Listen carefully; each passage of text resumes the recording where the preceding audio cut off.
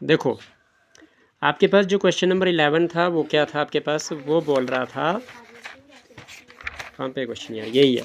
ये बोल रहा था कि जो रूम है वो जो है वो 15 मीटर लॉन्ग है, जिसको 7500 टाइल की ज़रूरत है, और हर एक टाइल की जो आपके पास 15 सेंटीमीटर 12 सेंटीमीटर का टाइल है, और एंटायर फ्लोर को वो कवर कर देगा। और बोल रहा है कि ब्रेडथ ऑफ द रूम क्या है। ठीक है जी, देखो कैसे करेंगे, सिंपल सी बात है। लो ज़रा आप पकड़ो, ठीक है, रोकना नहीं। देखो क्या हुआ, आपको पता नहीं है ना कि ब्रेड की, ब्रेड को रखो एक्स मीटर, क्या रखो एक्स मीटर। लेंथ दी हुई है आपके पास, क्या दी, इधर रखना है सिर्फ आजा, ठीक है। लेंथ दी हुई है कितनी आपके पास, 15 मीटर। कितनी दी हुई है, 15 मीटर। अच्छा, उसके बाद जो एरिया ऑफ रूम जो होगा, क्या होगा, area of room, area of room जो होगा वो क्या होगा, वो कहीं ना कहीं आपके पास किसके बराबर होगा, 7500 आपके टाइल लगे हैं multiply by area of one tile, किसके बराबर होगा, एरिया ऑफ वन टाइल के बराबर होगा। समझ आ रही है। तो क्या करोगे, एरिया ऑफ रूम क्या होगा, लेंथ इंटू ब्रेड्थ होगा, तो 7500 multiply by area of one tile. तो एरिया ऑफ वन टाइल का मतलब क्या हो गया कि 15 सेंटीमीटर इंटू में 12 सेंटीमीटर, और इसको भी कर दो, लेंथ को भी कर दो 15 इंटू में 100, ठीक है, क्योंकि सेंटीमीटर में चेंज करना है। मल्टीप्लाई बाई ब्रेड्थ को भी 100 में ही चेंज कर देंगे, तो क्या हो जाएगा आपके पास, ये हो जाएगा 7500, ठीक है, इंटू में 15 इंटू में 12। समझ आ रही है। तो क्या हो जाएगा आपके पास, ये कहना कि ये 100 के साथ ये 2 0, 15 1 जार, 15 5 जार, तो b इक्वल टू में क्या आ जाएगा, 5 आ जाएगा, मल्टीप्लाई बाई 15 आ जाएगा, और मल्टीप्लाई बाई 12 आ जाएगा, है ना। तो b इक्वल टू में किसके बराबर आ जाएगा आपके पास, ये हो जाएगा 15 सर जी 15 12 180 हुआ। वेरी गुड, 180 मल्टीप्लाई बाई 5 कर देंगे तो क्या हो जाएगा, b इक्वल टू में 18 5 जार 90 होता है, एक जीरो और लग जाएगा, तो 900 सेंटीमीटर। तो b इक्वल टू में क्या हो जाएगा, 900 को डिवाइड कर देंगे 100 के साथ, मेरे को मीटर में मिल जाएगा। ये जीरो को ये जीरो को ये जीरो के साथ ये जीरो को 9 मीटर आ गया। क्या आ गया, 9 मीटर आ गया। तो 9 मीटर कौन सा ए पार्ट था, ए पार्ट आ गया। कौन सा आ गया, ए पार्ट आ गया। देखो अब क्वेश्चन कैसा है। क्वेश्चन है आपके पास कौन सा, क्वेश्चन है आपके पास 12 कि if two perpendicular sides of a right triangle are 5 centimetre and 12 centimetre, अगर दो परपेंडिकुलर साइड जो है राइट ट्रायंगल की वो 5 सेंटीमीटर और 12 सेंटीमीटर है, then the perimeter of a triangle is, very good, बहुत ही अच्छी बात है। इसने क्वेश्चन नंबर 12 जो पूछा है ना, बहुत ही अच्छा पूछा हुआ। इसने बोला दो परपेंडिकुलर साइड जो हैं राइट ट्रायंगल की वो कितनी है, 5 सेंटीमीटर और 12 सेंटीमीटर। मीन्स ये वाली साइड देखो, इधर राइट ट्रायंगल इस तरह से होती है आपके पास, ठीक है। तो ये साइड और ये साइड, इसमें क्या बोला है कि ये समझो अगर ये लंबी है तो ये रख लो 12 सेंटीमीटर है, ये छोटी रख लो ये 5 सेंटीमीटर है, दो पर। इसने बोला कि ये वाली साइड बताओ कितनी होगी, इसने बोला कि ये वाली साइड बताओ कितनी होगी। तो ये क्या है, ये यहाँ पे 90 डिग्री खड़ा करता है। ओके जी। तो आपको बोला गया कि पेरीमीटर बताओ, क्या बोल मांगा है, पेरीमीटर। तो पेरीमीटर ऑफ ट्रायंगल क्या होता है, सम ऑफ साइड्स होती है। तो सबसे पहले ये साइड पता चलनी चाहिए। ये साइड को पता चलाने के लिए हम क्या करेंगे, एक सिंपल सा फार्मूला लगाएंगे। हम क्या करेंगे, एक सिंपल सा फार्मूला लगाएंगे। और सिंपल सा फार्मूला कैसे निकालते हैं हम देखना, इधर ध्यान देना, बड़े अच्छे से ध्यान देना, ठीक है। वो होता है जी आपके पास बाई, ये 8th क्लास, क्या कर रहे हो आप, क्या कर रहे हो, क्या पढ़ रहे हो, क्या science, by using Pythagoras theorem, लगी तो नहीं, Pythagoras theorem. Veera what are you doing, पाइथा GORS गोरस दे देगी ये स्वाति लिख के by using Pythagoras theorem, by using Pythagoras theorem. Pythagoras theorem आपने इस्तेमाल करनी है, और पाइथागोरस थ्योरम जब आप इस्तेमाल करोगे तो आपके पास क्या हो जाएगा, वो कहीं ना कहीं, कोई बात नहीं भाई। तो पाइथागोरस थ्योरम का क्या हो जाएगा आपके पास, ये कहता है कि हाइपोटेन्यूज का स्क्वायर, क्या कहता है, हाइपोटेन्यूज का स्क्वायर इज इक्वल टू क्या हो जाएगा आपके पास, परपेंडिकुलर का स्क्वायर। क्या हो जाएगा, परपेंडिकुलर का स्क्वायर प्लस में बेस का स्क्वायर, प्लस क्या हो जाएगा, बेस का स्क्वायर, ठीक है।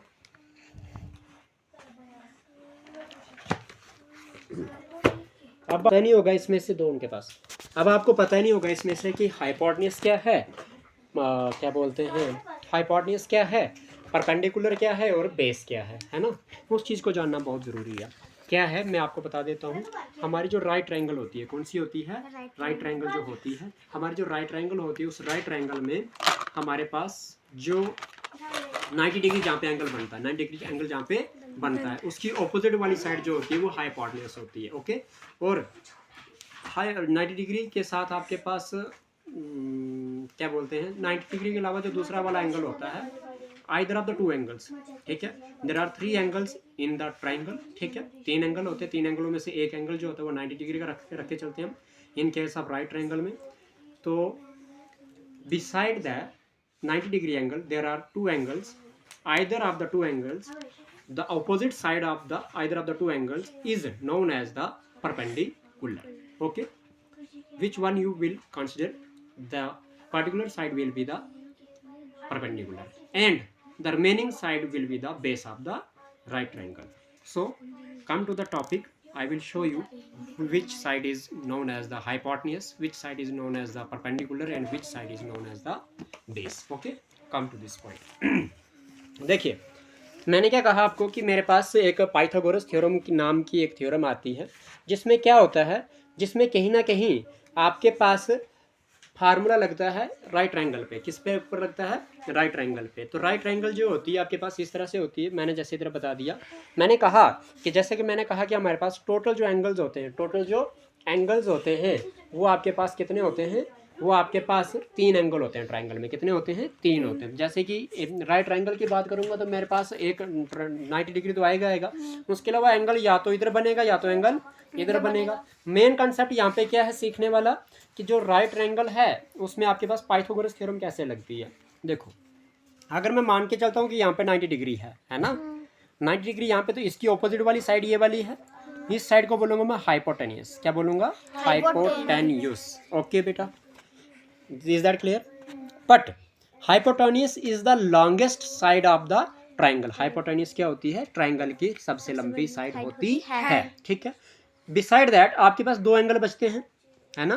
तो either of the 2 sides the opposite side, either of the 2 angles, either of the 2 angles, इन दोनों एंगल में से किसी एक एंगल का, ठीक है, कि जो ऑपोजिट साइड होगी वो आपके पास परपेंडिकुलर कहलाएगी। फॉर एग्जांपल मैं यहाँ पे रखता हूँ कि A1 एंगल है ये, ओके, और ये A1 का एंगल की जो ऑपोजिट साइड है, A1 एंगल की जो ऑपोजिट साइड है वो कौन सी आ गई, वो ये वाली आ गई। इसको बोलूंगा मैं परपेंडिकुलर। क्या बोलूंगा मैं उसको, परपेंडिकुलर। अब जो रिमेनिंग साइड है वो कौन सी है, ये वाली, क्योंकि इस यहाँ पे एंगल रखा मैंने तो इसकी ऑपोजिट साइड मेरी परपेंडिकुलर होगी। अब इसकी साइड ये वाली बची, ये हाइपोटेन्यूज आ गई, ये परपेंडिकुलर आ गई, तो ये कौन सी आ गई, बेस आ गई। कौन सी आ गई, ये बेस आ गई। मैं यहाँ पे बना देता हूँ एक बार फिर से।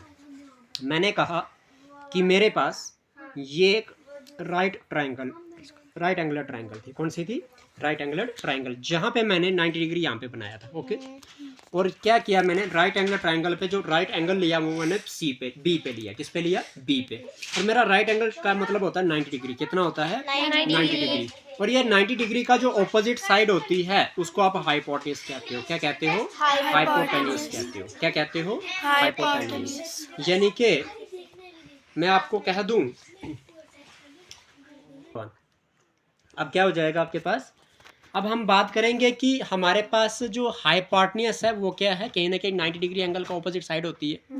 बात करते हैं जो हमारे पास 3 एंगलों में से 2 एंगल अभी बचे, ये वाला और ये वाला। अगर ये मैंने बोला कि ये θ1 है और ये मैंने बोला कि θ2 है, तो θ1 की जो θ1 एंगल जो है इसकी जो ऑपोजिट साइड मैंने बोला कि ये परपेंडिकुलर होती है। क्या होती है, परपेंडिकुलर होती है, ओके। तो अब आपके पास क्या हो जाएगा, ये परपेंडिकुलर होगी तो बची क्या आपके पास, बेस। क्या बची, बेस। और मैंने कहा कि जो परपेंडिकुलर के जो एडजेसेंट साइड होती है, परपेंडिकुलर के जो एडजेसेंट साइड होती है उसको आप बेस कहते हो। क्या कहते हो उसको, बेस कहते हो। समझ आ गई है। मैं आपको बता देता हूँ अभी एक और चीज़, कि मैंने कहा कि ये जब मैंने एक साइड ट्रायंगल बनाई थी, इस ट्रायंगल में मैंने इसका नाम दिया था कि यहाँ पे बी पे मैंने 90 डिग्री एंगल बनाया था, और इसके ऑपोजिट साइड को मैंने कहा था कि ये हाइपोटेन्यूज है। क्या थी, hypo, HYPO, hypo TEN 10 USCS, ठीक है जी, हाइपोटेन्यूज। ये होती है 90 डिग्री एंगल के ऑपोजिट वाली साइड। और इसके बाद मैं आपको कहूँगा कि अगर मैं एंगल यहाँ पे बनाता हूँ, इस राइट एंगल के अलावा जो दूसरा एंगल मैंने बनाया वो मैंने यहाँ पे लिया, और इस एंगल की जो ऑपोजिट साइड होती है इसको मैंने कहा कि परपेंडिकुलर है। क्या कहा मैंने इसको? परपेंडिकुलर साइड कहा। ओके जी। परपेंडिकुलर के स्पेल क्या है? पी आर, पर, PENDI, पेंडी, CULR, कूलर। ओके जी। अब मैंने कहा कि जो एडजेसेंट साइड है किसकी? परपेंडिकुलर की, तो इसके इस परपेंडिकुलर साइड के साथ एडजेसेंट जुड़ी हुई साइड कौन सी है? ये वाली। तो ये वाली साइड कौन सी है? इस साइड को मैं कहता हूँ बेस। क्या कहता हूँ? बेस। समझ आ गई है। लेकिन यहीं पे अगर ये एंगल इधर ना होके अगर इधर ऊपर चला जाए तो फिर क्या करोगे? तो इसलिए मैं आपको बार बार ये ट्रायंगल बनाने जा रहा हूँ, बार बार दिखा रहा हूँ। यहाँ पे क्या कि अगर मैं बोलूँ कि ये ट्रायंगल मैंने इधर, ईश्वनी समझ आ रही है ना? मैं अगर ये बोलूँ आपको, बेटा आजा, आपको भी आ रही सबको, चलो। तो क्या हो जाएगा अगर मैं यहाँ पे बनाता हूँ 90 डिग्री, तो यहाँ का इसका ऑपोजिट साइड क्या बन गई मेरे पास? हाइपोटेन्यूस, जिसको मैं H बोलूँगा अब। ओके, काफ़ी है। लेकिन अब मैंने पहले एंगल कहाँ पे बनाया था? नीचे। 90 डिग्री के अलावा एंगल कहाँ पे बनाया था मैंने? नीचे। अब मैं एंगल कहाँ पे बनाऊंगा? ऊपर। ऊपर बनाया, तो इस एंगल का ऑपोजिट साइड, ये एंगल कौन सा है? Other than 90 degree, other than 90 degree. तो इस एंगल का जो ऑपोजिट साइड है वो वाली साइड क्या कहलाएगी? परपेंडिकुलर। पहले परपेंडिकुलर कहाँ पे बना था? साइड पे। बेस कहाँ पे बनी थी? नीचे। लेकिन अब मैंने एंगल चेंज कर दी, तो अब परपेंडिकुलर नीचे बन रहा है और बेस दूसरी साइड बन जाएगी। समझ आ रही सभी को? परपेंडिकुलर नहीं आ रही तो बता दूं दोबारा। तो इस जो आपके पास ये जो साइड है परपेंडिकुलर, इसके साथ जो जुड़ती हुई साइड है इसको आप बेस कहेंगे। तो बेस और परपेंडिकुलर आपके पास इन एंगल के हिसाब से चेंज होती है। किस एंगल के साथ? ये जो एंगल आपके पास 90 डिग्री के अलावा जो दो एंगल होते हैं इनके अलावा, है ना, इनके अलावा जो दो एंगल है इनको अगर ये चेंज एंगल है तो इसके हिसाब से आपके पास परपेंडिकुलर भी चेंज हो जाएगा। अगर यहाँ पे एंगल बन रहा है तो परपेंडिकुलर नीचे, अगर यहाँ पे एंगल बन रहा है परपेंडिकुलर ऊपर। समझ आ रही है? बस सबको समझ आएगी नहीं? ठीक है। यहीं पे बात करता हूँ मैं अब आपके पास के क्या है, मैं ये कहता हूं कि जो लॉन्गेस्ट साइड होती है, क्या कहता हूं मैं? Longest side of right triangle. कौन सी? राइट एंगल्ड ट्रायंगल को मैं सिंबल से बनाऊंगा। Is known as hypotenuse. उसको हाइपोटेनियस कहा जाता है। बताओ जी, टफ है? नहीं है। ठीक है जी, कोई डाउट नहीं है। और इसी को आप कह सकते हो कि साइड, क्या बोलोगे? Side opposite to 90 degree angle. 90 degree angle is known as hypotenuse. Hypotenuse की मैंने 2 डेफिनेशनें दे दी आप लोगों को, ठीक है। और ये हर एक क्लास के बच्चे को इंपॉर्टेंट है, from class 5th to onward. Okay जी, यहाँ तक क्लियर है? क्योंकि देखो ना 90 डिग्री एंगल के ऑपोजिट ही साइड वाली मैंने हाइपोटेन्यूस कही ना बार बार आपको, तो यहाँ पे भी क्या होगा? अब बोलूँगा मैं परपेंडिकुलर की डेफिनेशन। क्या बोलूँगा मैं? परपेंडिकुलर। तो मैं बोलूँगा साइड एडजेसेंट। क्या बोलूँगा?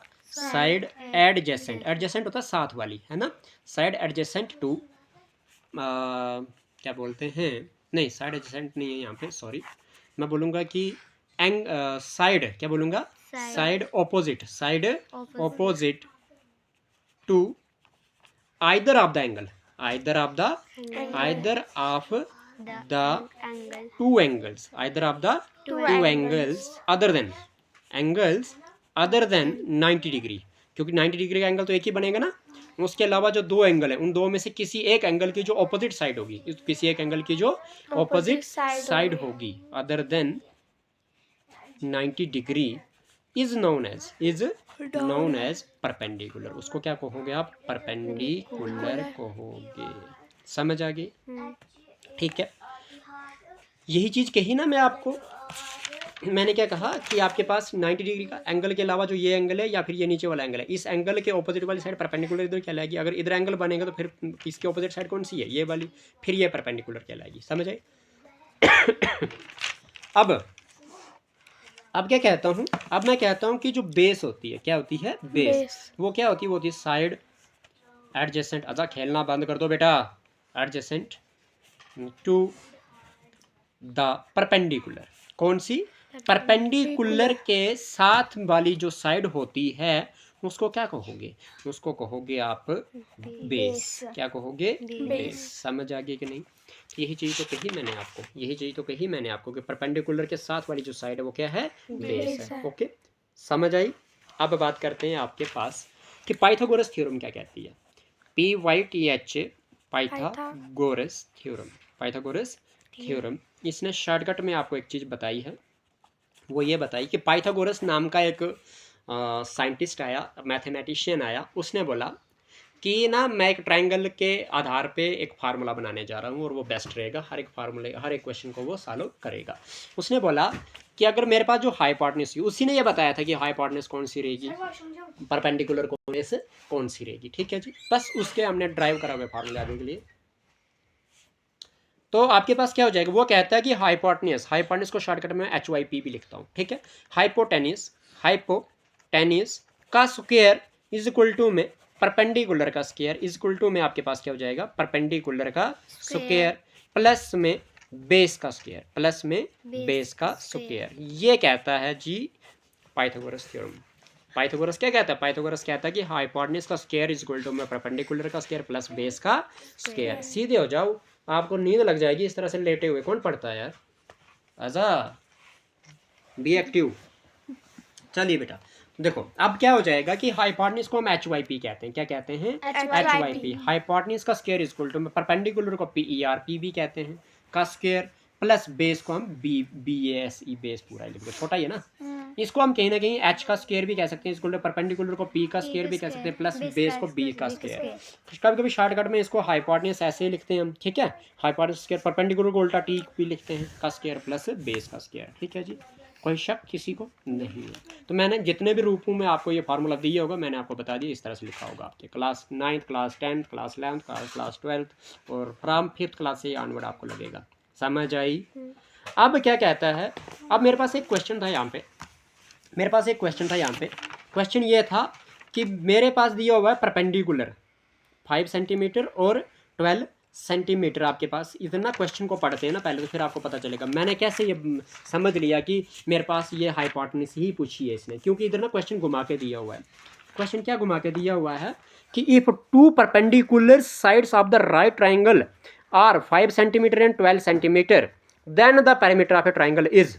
देखो जी, मुझे नहीं बताया कि हाइपोटेन्यूज निकालो, लेकिन मुझे ये बताया कि दो परपेंडिकुलर साइड जो है राइट एंगल ट्राइंगल की वो 5 सेंटीमीटर और 12 सेंटीमीटर हैं। अगर मैं यहीं पे मैंने यहाँ पे क्वेश्चन बनाया आपके पास, मैंने बोला कि मुझे पता है कि राइट एंगल ट्राइंगल जो होती है उसमें आपके पास हाइपोटेन्यूज, बेस और परपेंडिकुलर बनता है, लेकिन हमारे पास कभी ये परपेंडिकुलर बनता है कभी ये परपेंडिकुलर बनता है एंगल के हिसाब से। अगर एंगल इधर बन रहा है तो ये परपेंडिकुलर बन जाएगी, अगर एंगल इधर बन रहा है तो परपेंडिकुलर ये वाली बन जाएगी। तो इसलिए दो परपेंडिकुलर बोले थे ना क्वेश्चन में, इसलिए हमने बोला कि एक को 5 सेंटीमीटर मानते हैं और एक को 12 सेंटीमीटर मानते हैं। हमें हाइपोटेन्यूज निकालनी पड़ेगी तभी जाके मैं पेरीमीटर निकाल पाऊंगा, बिकॉज पेरीमीटर क्या होता है, sum of length of all sides, है ना। तो मुझे दो साइड को तो पता है ट्राइंगल का, लेकिन तीसरी साइड का पता नहीं है। बताता हूँ यहाँ पे। तो मेरे को क्या दिया हुआ, इसने बोला कि मेरे पास फार्मूला जो होता है वो होता है हाइपोटेन्यूज के square perpendicular square plus base का स्क्वायर। हाइपोटेन्यूज का स्क्वायर मुझे पता ही नहीं है, लेकिन मुझे परपेंडिकुलर का स्क्वायर पता है कि 5 परपेंडिकुलर वैल्यू 5 है, तो 5 का स्क्वायर प्लस बेस की वैल्यू कितनी है 12 है, 12 का स्क्वायर। तो हाइपोटेन्यूज का स्क्वायर इज इक्वल टू 5 का स्क्वायर कितना होता है शिवन्या, क्या 5 का स्क्वायर 25 और 12 का स्क्वायर 45 144। ठीक है, तो hypotenuse square is equal to में किसके बराबर, 1 + 4 1 + 5 9 प्लस ये तो करना है, 4 + 2 6 1 का 1 अब मुझे पता लग गया कि हाइपोटेन्यूज जो है, हाइपोटेन्यूज का स्क्वायर इक्वल टू कितना आया हुआ है 169। तो क्यों ना मैं हाइपोटेन्यूज इक्वल टू में 169 लिखूं और स्क्वायर का आगे जाके क्या बन जाएगा, रूट बन जाएगा। तो स्क्वायर रूट ऑफ 169 किसके बराबर होता है शिवन्या, 14 हाँ जी क्या 100 13 का है लगा हुआ ना, हाँ तो 13 का है क्या, ये 13 13 का का स्क्वायर है, तो आपके पास 13 आ जाएगा। तो हाइपोटेन्यूज कितनी आ गई 13। अब मैं पेरीमीटर निकाल सकता हूँ, पेरीमीटर निकाल सकता हूँ। तो पेरीमीटर क्या हो जाएगा, पेरीमीटर होता है आपके पास side 1 plus side 2 plus side 3। तो साइड 1 कितनी है 5 है, साइड 2 कितनी है 12 है, साइड 3 कितनी है 13 है। तो कितना हो जाएगा बेटा, ये हो जाएगा 13 और 12 25 और 5 30 हो जाएगा 30 सेंटीमीटर। क्या टेस्ट दे दिया, मुझे नहीं पता क्या बोल रही हो, जवाब आप सेंटीमीटर डी पार्ट बताओ जी। अद्भुत लगा, मजा आया। चलिए क्वेश्चन नंबर 13 क्वेश्चन नंबर 13 कहता है कि आपके पास a square and a rectangle have the same perimeter. एक स्क्वायर और एक रेक्टेंगल जो है उनको पेरीमीटर सेम है। देखो सबसे पहले बात यही करते हैं कि पेरीमीटर, पी फॉर पेरीमीटर, इधर P for perimeter of square, perimeter of square is equal to में पेरीमीटर ऑफ रेक्टेंगल, रेक्टेंगल को RECT लिखेंगे, ठीक है ना शिवन्या। चलिए जी, तो if the side of the square is 16 metre, अगर कहता है जो साइड है, क्या कहता है, साइड जो है स्क्वायर की, साइड क्या है स्क्वायर की, 16 मीटर है, कितनी आज़ाद, 16 मीटर है। मतलब लेंथ ऑफ द रेक्टेंगल, और क्या बोला उसने, रेक्टेंगल की लेंथ, तो मतलब लेंथ जो है रेक्टेंगल की, लेंथ ऑफ रेक्टेंगल वो बोलता है कि 18 मीटर है, कितनी है, 18 मीटर। और मांगा क्या उसने, ब्रेडथ मांगी, क्या मांगी उसने, ब्रेडथ ऑफ द रेक्टेंगल, क्या मांगी है, ब्रेडथ ऑफ रेक्टेंगल मांगी है। देखो जी अब कैसे पता चलेगा हमें कि क्या है ना, इस अधूरी बातें बोली है ना, पर मुझे पता है कैसे पूरा करना है इसको, कैसे करना मैं बताता हूँ आपको। देखो perimeter of square equal to perimeter of rectangle, यहीं से हमारा पता चल जाएगा। क्यों, क्योंकि साइड ऑफ स्क्वायर दी है इसने, साइड ऑफ स्क्वायर दी है, तो आपको पता है कि पेरीमीटर ऑफ स्क्वायर किसके बराबर होता है, बताओ जरा मुझे, perimeter of square Shivanya. Perimeter square side का स्क्वायर, पेरीमीटर साइड का स्क्वायर, एरिया है यार, वो एरिया, मैं पेरीमीटर पूछ रहा हूँ। पेरीमीटर हाँ। वो था कितनी साइडें होती हैं स्क्वायर में, स्क्वायर 4 और सारी साइडें क्या होती हैं, इक्वल, तो क्या हो जाएगा इसका सम ऑफ ऑल साइड। हाँ तो कर दो, कितने हो जाएगा, क्या, एक साइड मतलब समझो साइड है, तो चारों साइड को कितने ऐड करके हो जाएगा, कितनी साइड होंगी, side 1 plus side 2 plus side 3 plus side 4, कितनी हो जाएगी, 4 साइड, तो पेरीमीटर ऑफ स्क्वायर क्या हो गया, 4 साइड 4 इंटू साइड हुआ। 4 इंटू साइड। याद कर लिया करो यार, आप बहुत ढीले हो गए बहुत ज़्यादा। 4 इंटू साइड हो जाता है आपके पास पेरीमीटर ऑफ स्क्वायर, क्या होता है, 4 इंटू साइड हो जाता है पेरीमीटर ऑफ स्क्वायर। तो आपके पास, आपको पता है कि पेरीमीटर ऑफ स्क्वायर, तो इसकी एक साइड तो दी है, साइड ऑफ स्क्वायर तो दी है, इट मीन्स क्या हो जाएगा, 4 इंटू साइड की वैल्यू कितनी है, 16, तो 4 16 कितना होता है, 64 होता है। नहीं पता लगा तो देखो 4 6 24, 2 कैरी, 4 1 4 प्लस 2 हो गया 64 मीटर निकल गया जी पेरीमीटर ऑफ स्क्वायर। अब ये बात बताओ मुझे कि जो इसने ये तो दे दिया, ये तो दे दिया, लेकिन मुझे निकालना किसका है, रेक्टेंगल का ब्रेडथ निकालनी है, तो मुझे रेक्टेंगल के साथ छेड़ना पड़ेगा, रेक्टेंगल का पेरीमीटर पता करना पड़ेगा। तो इट मीन्स जो पेरीमीटर ऑफ रेक्टेंगल है, पेरीमीटर ऑफ रेक्टेंगल है वो किसके बराबर आया, 64 मीटर के बराबर आया है ना। और वो किसके बराबर है, वो कहीं ना कहीं फार्मूला होता है twice into length plus breadth, breadth, यही होता है ना। तो विच एम्प्लाइज में आपके पास क्या हो जाएगा, 64 हो जाएगा, इस इक्वल टू में क्या हो जाएगा, 2 हो जाएगा, और लेंथ की वैल्यू क्या है आपके पास, 18 है, प्लस ब्रेडथ मुझे निकालनी है, तो क्या हो जाएगा, 2 1 जार 2 3 जार 2 2 जार, आपके पास क्या बचा, आपके पास बचा 32 इज इक्वल टू में 18 प्लस में b, यही बच गया। तो क्या मैं इसको इस तरह से कर सकता हूँ कि मुझे b की वैल्यू जो होगी, b इज इक्वल टू में क्या मिलेगा, 32 मिलेगा, b इक्वल टू में क्या मिला, 32, और जो b के साथ में प्लस में 18 है, ये साइड जाके माइनस में 18 हो जाएगा। तो क्या b इज इक्वल टू में मेरे पास 12 में से 8 गया, तो 12 में से 8 गया तो 12 में से 4, इधर बचा कितना, 2 2 में से 1 गया, तो 14 मीटर आपके पास आंसर है, ए पार्ट। ए पार्ट, ठीक है जी। तो आप देख लेना कौन सा पार्ट है ये, ठीक है, ये आपके ऊपर काम डाला मैंने आज कौन सा, कि भाई ए पार्ट लिखना आपने भूल गया, ठीक है। क्वेश्चन नंबर कौन सा, 14 है ना। 14 कहता है कि how many bricks will be required for a wall 8 metre long, 6 metre high and 22.5 centimetre thick, if each brick measures 25 centimetre, 11.25 centimetre and multiply by 6 centimetre. वाह जी वाह, क्या बात है, क्या बात, क्या बात, क्या बात, क्या बात, क्या बात। मतलब सीधा बोलता है मुझे कि आप बताइए दीवार में कितनी ईंटें लगेंगी अगर दीवार का ईंट का साइज़ ये है। तो कुछ नहीं बेटा, एक बात बताइए मुझे, ये हो जाएगा सीधी सी बात है, volume of wall divided by volume of brick, volume of brick, यहाँ से निकल जाएगा मेरा क्वेश्चन। हाँ जी खा सकते हैं आप। देखो आप बताइए कि मतलब दूसरा वाला यूनिट का जो यूनिट है वो किस में दिया हुआ है, सेंटीमीटर में, और जो वॉल है वो किस में, मीटर में, तो इसको भी कन्वर्ट कर दो सेंटीमीटर में। तो क्या हो जाएगा, 8 मीटर तो 8 मल्टीप्लाई बाई 100 हो जाएगा, मल्टीप्लाई बाई ब्रेथ जो है 6 मीटर तो 6 मल्टीप्लाई बाई 100 हो जाएगा, इंटू में हाइट जो है वो 22.5 है तो वैसे ही रहेगा, डिवाइडेड बाई क्या है 25 सेंटीमीटर लेंथ है ब्रिक की, 11.25 सेंटीमीटर ब्रेथ है ब्रिक की, और 6 सेंटीमीटर कहीं ना कहीं थिकनेस है ब्रिक की। समझ आ रही है? अब ये भी सेंटीमीटर में, ये भी सेंटीमीटर में। समझ आई कि नहीं आई? मुझे एक बात बताइए, 11 का डबल क्या होता है? 22। 25 का डबल क्या होता है? 50 होता है। 50 हाँ 25 2 जार 50। तो 11.25 मल्टीप्लाई बाय 2 कर दूंगा तो 22.50 हो जाएगा। खत्म ना, पॉइंट हटाने की मतलब टेंशन मत रही। 25 1 जार 25 4 जार 100 6 1 जार 6 1 जार 6 अब क्या बचा? नीचे तो कुछ नहीं बचा, नहीं नहीं ना बचा। आपके पास बचा 8 multiply by 100 multiply by 4 multiply by 2। 1 तो लिखने की जरूरत होती नहीं है। 8 1 जार 8 4 जार 8 for 20 32 32 2 जार 32 64 और 2 0 ये आ गया सेंटीमीटर। सेंटीमीटर नहीं, ये यूनिट है। क्या है? यूनिट है। तो 6400 से कौन सा है? सी पार्ट 14 का सी पार्ट है, चेक कर लो। हाँ जी है, लग गया पता। एक बात याद रख लेना आप लोग कि जब भी आपने क्वेश्चन सॉल्व करना है तो यूनिट को स्मॉल करके ही कन्वर्ट करके करना है, ठीक है? बिग करके नहीं, बिग करके नहीं, ठीक है जी। क्वेश्चन नंबर 15 करते हैं। क्वेश्चन नंबर 15 करते हैं। तो 15 क्वेश्चन क्या कहता है कि आपके पास 2 solid cubes of side 10 centimetre each are jointed end to end. कहता है 2 सॉलिड क्यूब्स जो हैं वो क्या करना है, 10 सेंटीमीटर हर एक जो क्यूब है ना, हर एक की जो साइड है ना वो कितनी है? 10 सेंटीमीटर। उनको जॉइंट किया जाए एंड टू एंड। तो volume of the resulting cuboid, 2 cube जोड़ के एक क्यूबाइड बनता है। 2 क्यूब जोड़ के एक क्यूबाइड बनता है। एक क्यूब की जो मेरे पास कहीं ना कहीं साइड है वो कितनी है? 10 सेंटीमीटर है। दूसरा क्यूब भी जोड़ दो, जोड़ दिया, ये भी आ गया 10 सेंटीमीटर। अब क्या हुआ? अब मैं इसको ना इस तरह से बना दूंगा।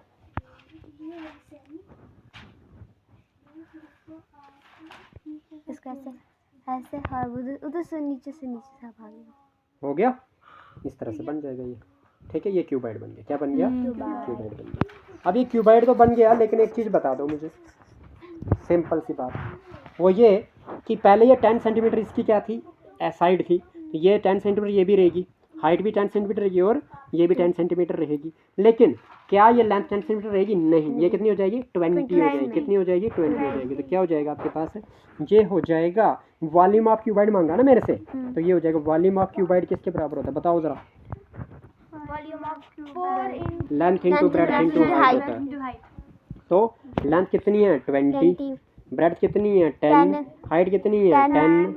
तो 2 1 जा 2 2 1 जा 2 0 0 0 सेंटीमीटर का क्यूब स्क्वायर। कैसे होगा यार वॉल्यूम स्क्वायर में? क्या बात करते हैं आप मतलब मैं बोल रहा हूँ कि इस दुनिया में 14 का बी पार्ट थोड़ी है।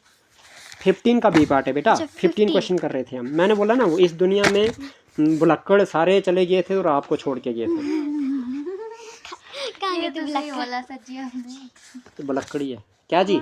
वर्ड के नहीं बचे। ये खत्म करने आज। आ जाओ इधर, देखो इंटरेस्टेड है आपके भी। आ जाओ, आपके दिमाग में बैठ जाएगा। बहुत अच्छा हो, आ जाओ। आज Swati very good. Question number 16।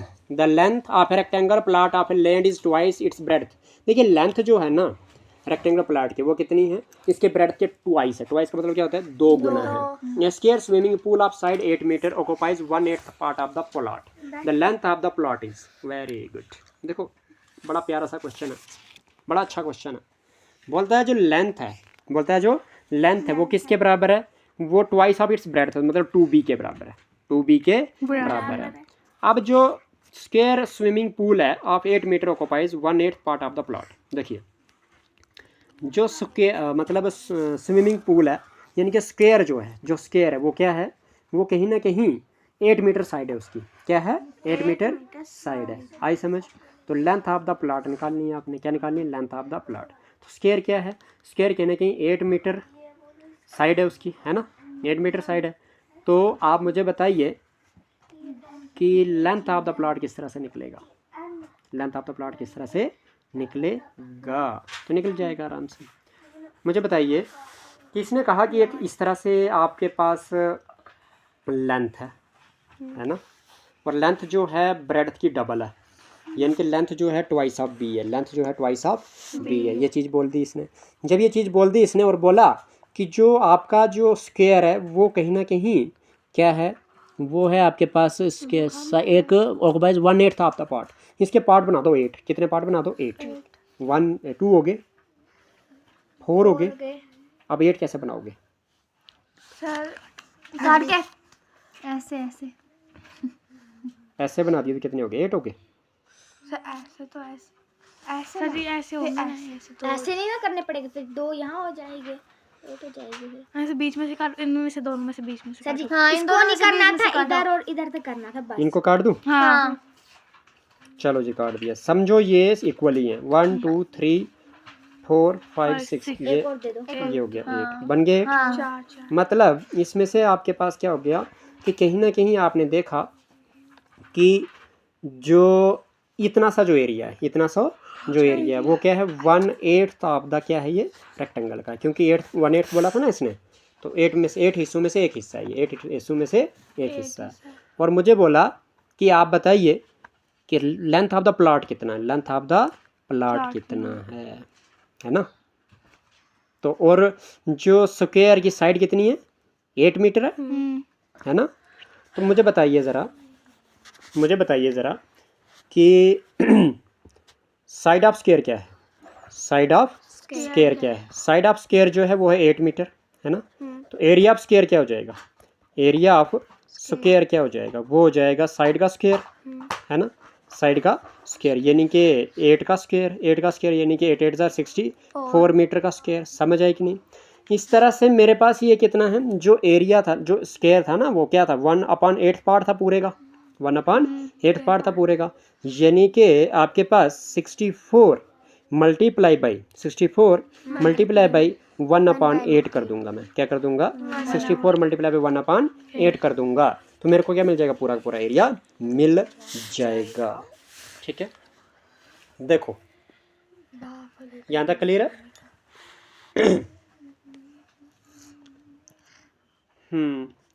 अच्छा, मैंने क्या बोला आपको, मैंने कहा कि आपके पास एक चीज़ की मतलब जो 64 मीटर का स्क्वायर जो एरिया है वो मसा एक स्क्वायर का एरिया है, और वो क्या था आपके पास, वो कहीं ना कहीं स्विमिंग पूल जो स्क्वायर वाली थी उसका कहीं ना कहीं एरिया निकल गया। अगर इतना सा निकला तो ये जो स्विमिंग पूल है 8वां हिस्सा जो है मसा आपके पास किसके बराबर है, 64 के बराबर है। तो ऐसे ऐसे कितने हिस्से हैं आपके पास, ये 8 हिस्से हैं है ना, ऐसे ऐसे कितने हिस्से हैं, 8 हिस्से हैं। तो आप क्या कर दोगे, 8 से मल्टीप्लाई कर दोगे, किससे मल्टीप्लाई कर दोगे, 8 से। ध्यान देना, हाँ ठीक है। देखो हमने क्या किया आपके पास, हमने देखा कि आपके पास जो 64 है, आपके पास जो 64 है वो आ गया कहीं ना कहीं इसका एरिया है ना। ये चीज़ जाओ यार, कितनी बार जाते हो? क्यों तब मैं बाहर की थी। उसके बाद मैंने आपको कहा था कि लेंथ किसके बराबर है, 2b के बराबर है, लेंथ किसके बराबर है, 2b के बराबर है, 2b के बराबर है। तो आपके पास एक चीज़ बता दीजिए मुझे कि उसने बोला था कि जो रेक्टेंगुलर प्लाट है उसका जो स्क्वायर स्विमिंग पूल जो है वो 1/8 के बराबर है, स्विमिंग पूल जो है 1/8 के बराबर है। तो इसका मतलब ये हुआ कि जो एरिया होगा आपका, क्या होगा, एरिया जो होगा पूल का, किसका, पूल का, वो किसके बराबर होगा, वो होगा 1/8 इंटू में area of plot, area of plot होगा। ठीक है जी। तो क्या हो जाएगा, एरिया पूल जो है वो किसके बराबर है, एरिया पूल जो है वो किसके बराबर है, वो होगा आपके पास, एरिया पूल जो है वो होगा, क्योंकि 8 मीटर वो है ना, पूल क्या स्क्वायर है, वो क्या हो जाएगा 64 के बराबर हो जाएगा है ना, क्योंकि अभी निकाला हमने एरिया ऑफ स्क्वायर, ये 64 हो गया, इक्वल टू में क्या हो जाएगा 1/8 हो जाएगा, इनटू में आपके पास लेंथ इंटू ब्रेड्थ होती है ना, क्या होती है, लेंथ इंटू ब्रेड्थ होती है, तो क्या हो जाएगा 64 हो जाएगा, इक्वल टू में क्या हो जाएगा 1/8 हो जाएगा, इनटू में लेंथ किसके बराबर है, लेंथ आपके पास 2b के बराबर है, इनटू में ब्रेड्थ भी आपके पास आ जाएगी, तो क्या हो जाएगा आपके पास कहीं ना कहीं 2 1 2 4 विच इम्प्लाइज में आपके पास हो जाएगा 64 इक्वल टू में b का स्क्वायर हो जाएगा, क्योंकि b इंटू b क्या होता है, अपान में क्या हो जाएगा 4 विच इम्प्लाइज में क्या हो जाएगा b का स्क्वायर इज इक्वल टू में 64, और ये 4 डिवाइड में वो आगे जाके मल्टीप्लाई में 4 हो जाएगा, विच इम्प्लाइज में b इज इक्वल टू में किसके बराबर आ जाएगा आपके पास, स्क्वायर रूट ऑफ 64 और मल्टीप्लाई बाई 4 का, है ना। तो b इक्वल टू में क्या हो जाएगा, 64 का स्क्वायर रूट क्या होता है 8 और 4 का स्क्वायर रूट क्या होता है 2, तो कितना हो जाएगा 16, कितना हो जाएगा 16 आंसर आ जाएगा। क्या आ जाएगा 16 आंसर। 16 नहीं आएगा यार, 16 नहीं आएगा, ये मतलब b निकल गया ना, b आ गया ना आपके पास 16 मीटर। तो लेंथ क्या निकलेगी, मुझे लेंथ निकालनी है ना, मुझे क्या निकालनी है, लेंथ निकालनी है।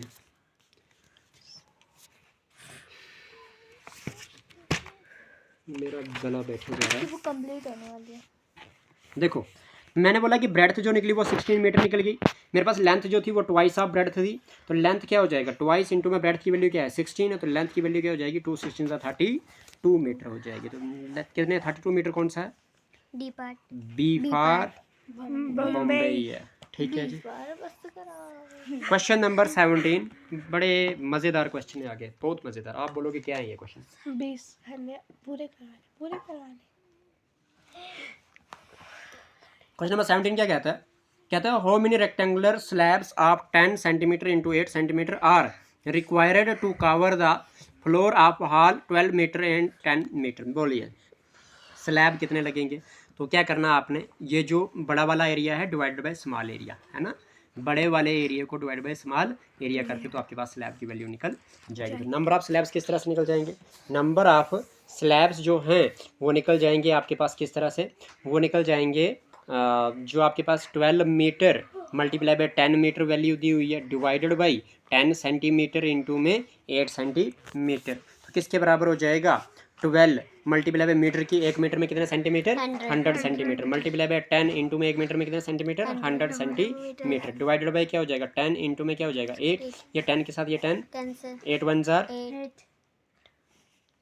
ये तो गड़बड़ी हो गई, 8 से नहीं जाएगा तो फिर क्या कर देंगे 2 से करेंगे, 4 2 जार 4 3 जार 2 1 जार 2 50 जार 100, तो बचा 3 इंटू में 50 इंटू में 100, यही बच गया। तो क्या हो जाएगा 3 5 जार 15 1 जार 1 0 और 2 0 और 15,000 है आंसर। हाँ, बी पार्ट समझ आ गई कि नहीं। हाँ। क्वेश्चन नंबर 18, क्वेश्चन नंबर 18 ठीक है जी। आप बताते हैं, जाओ यार जाओ। Rectangular plot has 100 metre into 80 metre side, कहता है rectangular plot has sides 100 metre into 80 metre, find the length of the wire to surround it 3 times. क्या करना है आपने, देखिए आप मुझे बताइए रेक्टेंगुलर प्लॉट है आपके पास, ठीक है ओके, और इसका जो है 100 मीटर साइड है, एक देखा तो कितनी है 80 मीटर साइड है। इसने बोलता है कि तार की लेंथ निकालो, वायर क्या होती है तार, तार क्या करनी है इसको 3 बार ऐसे लपेटनी है, कितनी बार, 1 बार 2 बार और फिर 3 बार। जब ये 3 बार मैंने इसको लपेटा इट मीन्स मैंने क्या करा इसको पेरीमीटर निकाला। तो एक पेरीमीटर कैसे निकलेगा, तो perimeter of rectangle, perimeter of rectangle किसके बराबर होता है twice into length plus breadth. तो बताओ ट्वाइस इंटू में लेंथ की वैल्यू कितनी है 100 प्लस में ब्रेड्थ की वैल्यू कितनी है 80 है ना, तो क्या हो जाएगा आपके पास, ये हो जाएगा 2 इंटू का जगह लग जाएगा मल्टीप्लाई 100 प्लस 80 180, तो क्या हो जाएगा 2 18 36 1 0 साथ में 360 मीटर आ गया। लेकिन मुझे ऐसी कितनी मसा एक वायर की निकली ना, मैंने कितनी वायरें निकालनी है 3, कितनी निकालनी है तो इसको 3 बार मल्टीप्लाई पे क्या कर देंगे 3, तो वेरी गुड 3 0 जार 3 6 जार 18 कैरी ऑन 1 3 3 91 10 1080 मीटर। कौन सा answer 108 B part. B part. समझ आ गई कि नहीं, इजी क्वेश्चन है। Question number 19, a fish tank length breadth and height is 40 centimeter 60 centimeter 40 centimeter 60 centimeter and 50 centimeter respectively, it contains 50 liter of water, how much water is needed to fill it completely। देखिए जी आपके पास बताता हूँ मैं, कहता क्या है कि एक फिश टैंक है, ठीक है, उस टैंक का वॉल्यूम देख लीजिए, वॉल्यूम देख लीजिए, वॉल्यूम ऑफ टैंक वो कितना हो जाएगा, वो हो जाएगा 40 मतलब लेंथ इंटू में ब्रेड्थ इंटू में हाइट। तो लेंथ कितनी है 40 है, ब्रेड्थ कितनी है 60 है, हाइट कितनी है 50 है, तो कहीं ना कहीं क्या हो जाएगा 4 6 जार 4 6 24 24 इंटू में 5 कितना हो जाएगा? 5 4 जार 20 2 कैरी 5 2 जार 10 प्लस 2 12 एक जीरो इसका एक जीरो इसका कितने जीरो 0 3 जीरो लगा दो तो 12 मतलब ये कुछ बन रहा है सेंटीमीटर क्यूब में है ना। अच्छा फिर क्या हुआ? बोलता है कि it contains 50 litres of water. तो बताइए कितना पानी इसमें लगेगा। तो बेटा इसको कैसे निकालोगे? लीटर में बोला है ना तो डिवाइडेड बाई किससे करोगे? 1000 से। तो आपको क्या मिल जाएगा? आपको क्या मिल जाएगा? लीटर में मिल जाएगा। ये किस में मिल जाएगा? लीटर में मिल जाएगा। अभी कितना ठीक है तो ये आ गया आपके पास सेंटीमीटर का क्यूब। तो डिवाइड बाय किससे करोगे? 1000 से। तो आपको क्या मिल जाएगा? लीटर में। तो 3 जीरो इधर से 3 जीरो इधर से तो 120 लीटर आ गया ये। ठीक है उसमें से आप मुझे बताइए, उसमें से आपके पास बताइए कि कितना फुल कितना हुआ है? वो फुल कितना है? Full is 50 litre. कितना भरा हुआ है? 50 लीटर। तो एम्प्टी कितना हुआ? खाली कितना हुआ? तो एम्प्टी हुआ आपके पास टोटल 120 लीटर लगता है, उसमें से 50 लीटर आपका फुल है। तो बचा कितना आपके पास? 12 में से 5 गया कितना बचता है? 12 में से 5 गया 70 लीटर आंसर आएगा। 7 अजा अजा नहीं तो क्या नाम है आपका? शिवन्या। कैलकुलेशन अपनी ठीक कर दो बेटा। सी पार्ट आ गया। 12 में से 5 गया 7 बचता है। ध्यान देने की ज़रूरत है कैलकुलेशन पे स्पेशली। क्वेश्चन नंबर 20 क्या कहता है? The area of square whole पेरी कहता है एरिया ऑफ स्क्वायर छोड़ना 43 एरिया ऑफ स्क्वायर निकालना आपने हुज पेरीमीटर इज 48 मीटर। देखिए जी क्वेश्चन नंबर 20 में क्या बोला हुआ है कि पेरीमीटर दिया हुआ है, perimeter of square, perimeter of square is equal to दिया हुआ है 48 मीटर। कितना दिया हुआ है? 48 मीटर। आपको क्या निकालना है? एरिया। क्या निकालना है आपको? Area of square, area of square निकालना है। ठीक है जी। उसके बाद तो पेरीमीटर किसके बराबर होता है? स्क्वायर का 4 इंटू साइड के बराबर। ठीक है इक्वल टू में किसके बराबर है? 48 के बराबर। तो 4 1 जार 4 1 जार 4 2 जार साइड की वैल्यू मिल गई आपको कितनी? 12 मीटर है ना। आपको क्या निकालना है? एरिया किसका? स्क्वायर का। एरिया ऑफ स्क्वायर किसके बराबर होता है? साइड का स्क्वायर के बराबर होता है। ठीक है जी साइड का स्क्वायर के बराबर होता है। तो साइड का स्क्वायर का मतलब क्या होता है? 12 का स्क्वायर। 12 का स्क्वायर का मतलब क्या हो गया? 144 मीटर का स्क्वायर। कौन सा पार्ट है? B for Bambai. B for bus नहीं होती, मेटाडोर कार है ना, Scorpio. What is the volume of a box whose each edge measures 3 metre in the length. क्या कहता है? आपके पास वॉल्यूम निकालना। आपने क्या निकालना है? वॉल्यूम निकालना है। ठीक है और उसके बाद आपके पास जो एज है देखिए हर एक लेंथ बोलिए ना इसने 3 मीटर। इट मीन्स क्या होगा? क्यूब होगा। ये क्या होगा?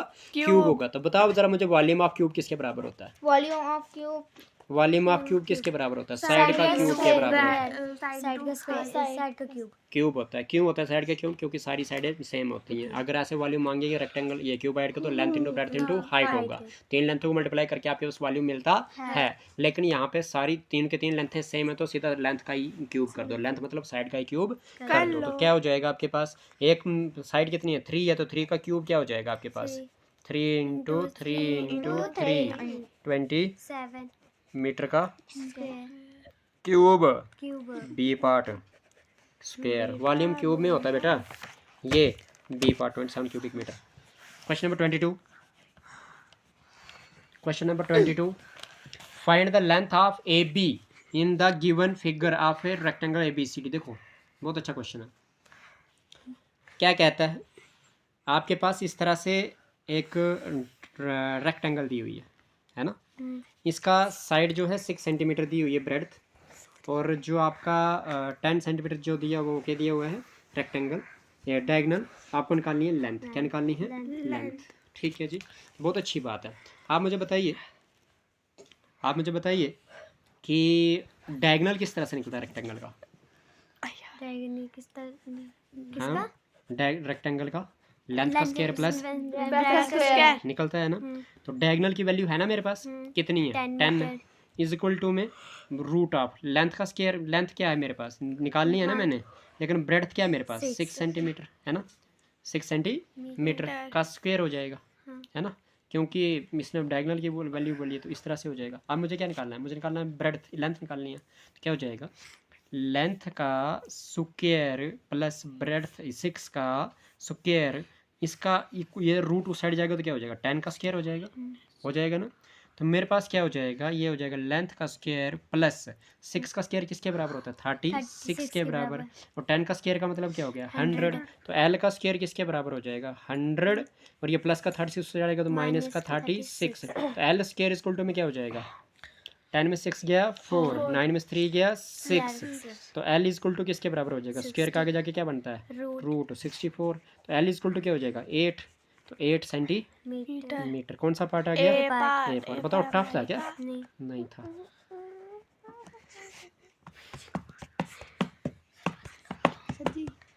देखो 46 क्वेश्चन है ये, हाफ करने के लिए चलते हैं आज, ठीक है 43 है ना। तो बस 23 क्वेश्चन करते हैं लास्ट, क्वेश्चन नंबर 23 बोलते थे। Question number 23. The dimensions of a wall are 20 meter into 12 meter. How many square shaped tiles with 4 meter side will be required to cover the wall? वाह जी वाह, क्या बात है, क्या बात है। सीधी सी बात है कि area of wall divided by area of tile, area of tile निकल जाएगा आपके पास नंबर ऑफ टाइल्स। क्या निकल जाएंगे, नंबर ऑफ टाइल्स। ठीक है जी, कितना टाइल लगेंगे उसको आई समझ। तो एरिया ऑफ वॉल क्या है 20 मीटर इंटू में 12 मीटर डिवाइडेड बाई स्क्वायर का एरिया क्या होता है साइड का स्क्वायर, तो एक साइड कितनी है 4 मीटर, तो स्क्वायर का मतलब 4 मल्टीप्लाई 4 हो जाएगा, 4 1 जार 4 5 जार 4 1 जार 4 3 जार 5 मल्टीप्लाई बाई 3 इक्वल टू कितना हो गया 15। कौन सा पार्ट है, बी पार्ट। इतना सस्ता क्वेश्चन, अच्छा क्वेश्चन क्या है यार, हैं बस इस फिगर का एरिया निकालना हो तो निकाल पाओगे आप, ऐसे इन सभी को लेकर ये लेंथ ही है थोड़ा सा, ये हम कल करेंगे। बस आज खत्म।